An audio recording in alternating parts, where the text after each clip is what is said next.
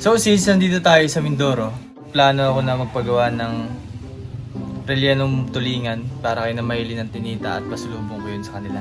At para na rin kay na Ate Rochelle sa pamilya ni Pulong Biyahero kasi nakaraan, padala ako, nagustuhan nila yung ganong luto. Kaya ngayon, nagpagawa kay Papa ng relyenong tulingan. Ayan. At so, babalik na rin ako mamaya. Babiyahe na rin ako papuntang Manila. Tara, tingnan natin yung niluluto ni Papa. Chef Mar. Yan. Niluluto na ang ating pasalubong.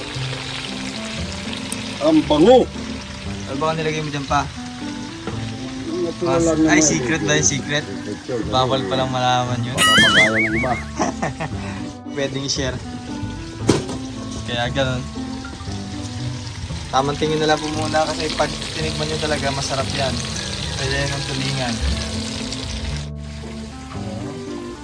So mostly kasi ginagamit nila dito ay bangus. Ano ba? Yung iba na bangus. Manila kasi madala itong Tulingan. tulingan sa Manila. Kaya ang ginagawa ay... Ay sir!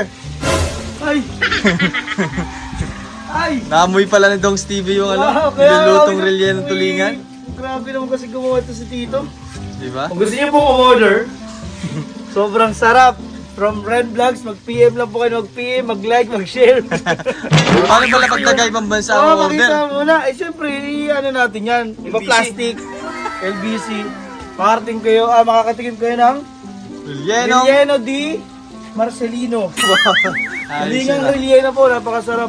Tanongin niyo kung magkano ang isa. Ano yata, isang Pagbebenta piraso. mo yan pa, magkano? Malaki nga tubo mo pag ang tulingan ay mura. Kasi ngayon mahal masyado ang tulingan. Mahal kasi, may bagyo. Kaya nga, 240 per kilo, no? Pwede nating ibenta ang isang, pakita mo ito, ang ating rellenong tulingan. Isa ay $20. Mura yun! $20 lang, oh! $20 lang. 1,000. Pero pag kinonvert mo sa peso, 1,000. So, bakit ang dami nito, sir? Kanina mo ito masalubong kay Sir Paul, kay Sir Onjay, kay Ate Rochelle, kay Ate Nids. Ay sa inyong so apat may nakakalimutan ka pa. Ay, hindi ko. Kay Maylene at Ninita. Ay, papatikiman mo sila ng ganyan? Yes!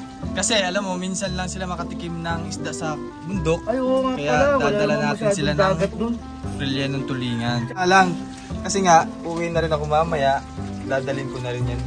Sa Maynila. Oo, bawi na Manila. So matitikman nila first time. Sigurado ako first time nila Oo. na matikman itong ginawa dito sa Mindoro. Yes. Magugulat sila, masarap talaga ito.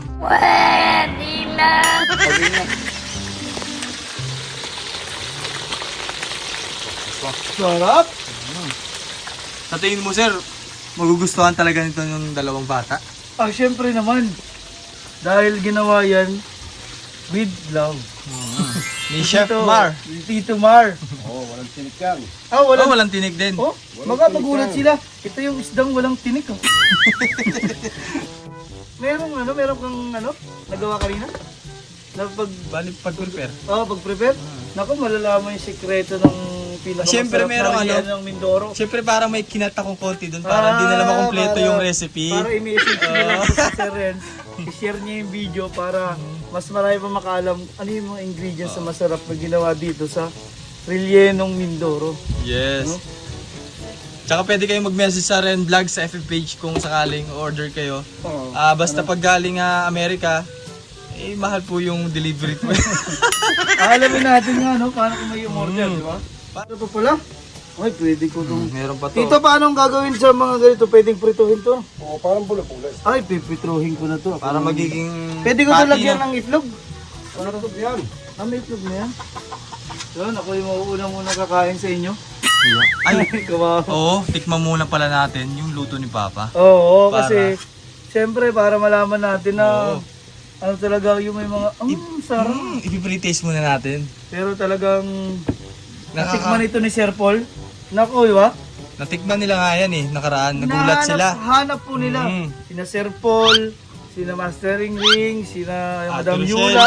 Lalo na sina Madam Yula, hinahanap-hanap, nire-request wag daw luluwas si Renblog na walang, Ganito! Relyenong tulingan!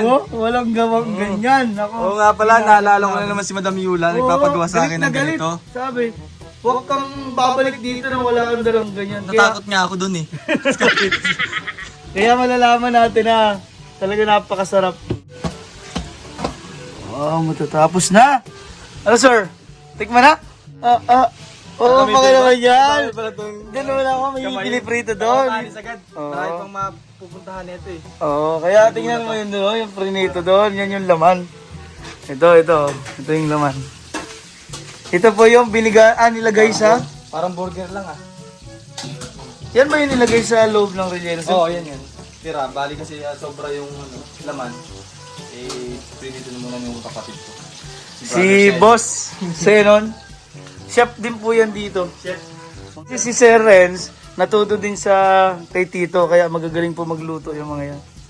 Pag kami nasa Batangas, nasa Davao, nasa Laguna, Maynila, si Chef Renz ang nagluluto sa amin. Ayan, ay wow. O, nag-melt po yung cheese niyo. Sinabi mo na yung secret ingredients. Pala. May cheese pala yan? Ay, masarap. Kaya pala ganun kasarap yan. Siyempre. Naku, mamaya pag naluto yan, tikman mo sir, ikaw ang magsasabi sa ating mga viewers. Naku, ang daming mga OFW, no? Oo. Tsaka mamimiss na rin ganitong Mga luto. luto. Oo. Kasi Sila, di ba halos doon naman sa ibang bansa, wala talaga nagbebenta ng ganyan. Eh dito, nilalako pa po yan, dito sa amin, sa Mindoro. Ewan ko sa Maynila, nakakatikim ka ba ng ganyan? Wala. Kasi parang meron doon, bangus naman. Ay, ayoko na nun. Nagbebenta ng Oo. tulingan dahil bilasaan na yung pagpupunta doon yung tulingan. Yung mga binibenta. Yung bangus kasi medyo matagal masira. Pero ang pinaka gusto ko, ito talaga. Ito talaga. Relyenong the best. tulingan. Kaya kapag, Namimiss ito ng mga OFW, yung mga ganyan luto. kaya pag umuwi kami dito ni Sir Dongs, talagang papagawa kami ng relyenong tulingan para matikman ulit. Oo. Nakakamiss kong kainin eh. Hinahanap-hanap namin. Kaya nga si Sir Paul nag-request pa talaga, bawal daw lumuwas. Nang hindi ko kasama tong patayin to. Relyenong ito, grabe oh. O Madam Yula! Mira. Ano? Nagagawa na ako dito isang sabi mo lang.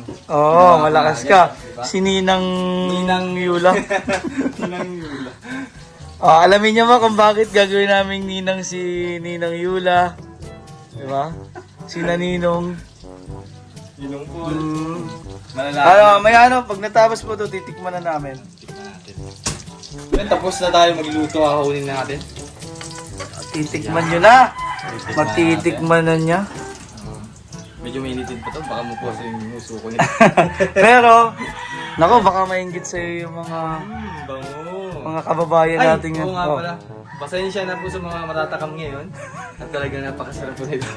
Napakasarap talaga yung relleno na yan.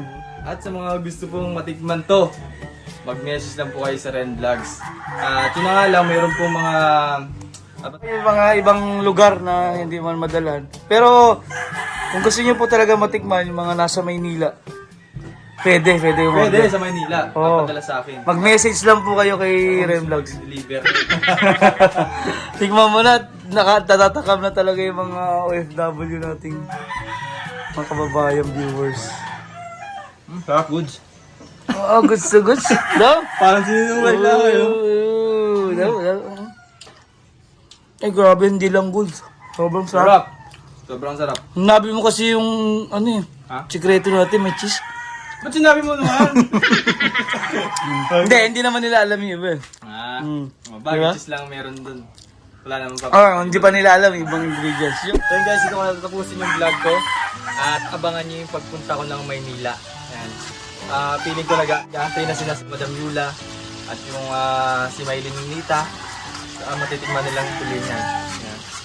So, thank you rin po sa nanonood ngayon. At muli po, malapit na po tayong mag 100k subscribers. Yes! 100k! Malapit na. Paano celebration natin doon na Maynila? Oo. Yo. Siguro pag pupunta ka ba doon, sir? Oo. Yun. Doon tayo magsa-celebrate. Siyempre, kasama dapat dapat kompleto tayo. PB family. Pugong Bihero family. So yun guys, maraming salamat ulit. This is Ren Vlogs. Peace out. You and I getting together. Gotta tell ya, I gotta